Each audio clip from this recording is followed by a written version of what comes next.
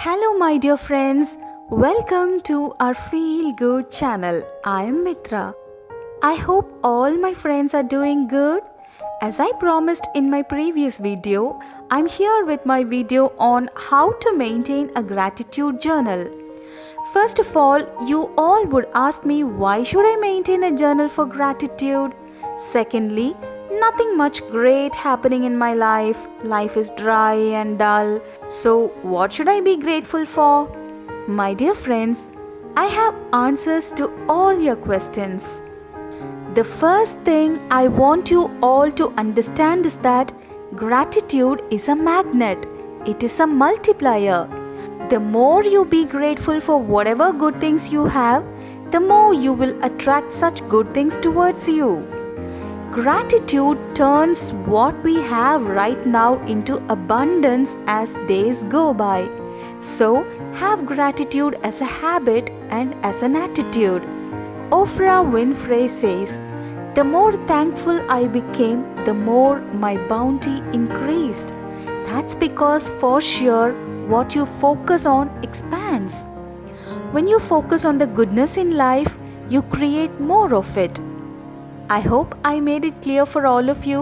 So, my dear friends, if you want to multiply the goodness in your life, focus on it and be grateful for those good things you already have. Having said that, now moving on to how to maintain a gratitude journal.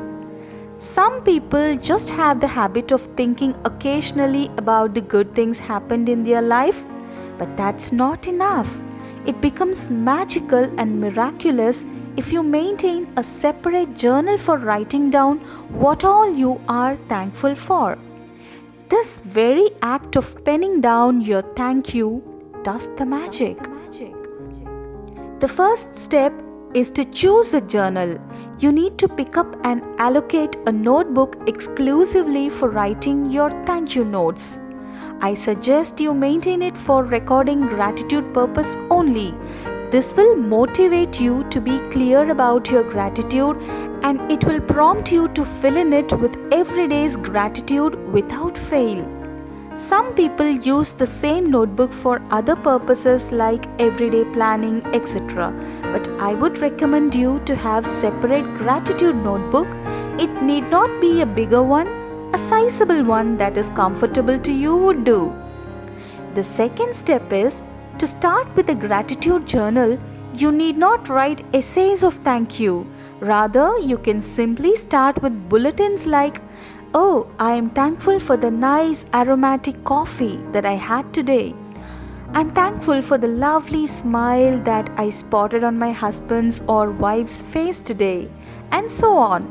Don't get stuck on seeing the blank page of your journal thinking that you're not able to fill anything great.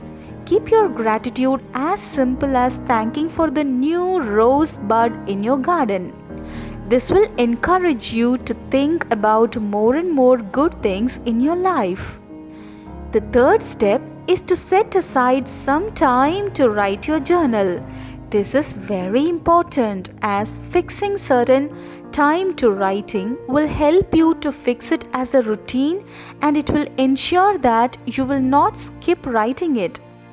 You can club it up with your most lovable things that you do, such as you can write your journal while you enjoy your morning coffee, or you can fix the time as 10 minutes prior to hitting the bed. Setting aside time is very important in helping you regularly write your journal, and consistency is the key here. The third thing is become as creative as you can with your gratitude journal. If you are an artistic person, you draw or paint those things which made you happy or feel good, etc. If you are a photo lover, you can also post some photos that make you happy all the time and you can name it as a gratitude album too. So, there are no set rules about how creative you can become about your gratitude journal. So, go ahead and make your journal as colorful and as creative as possible.